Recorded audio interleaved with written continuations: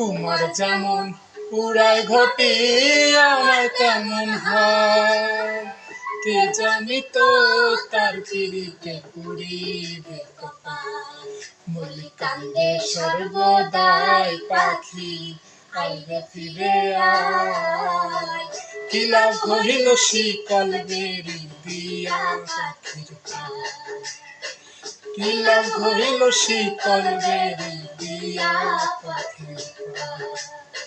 শিকল বেরি দিলে কি আর কাউরে বাঁধা রাখা যায়, যদি থাকিতে না চায়।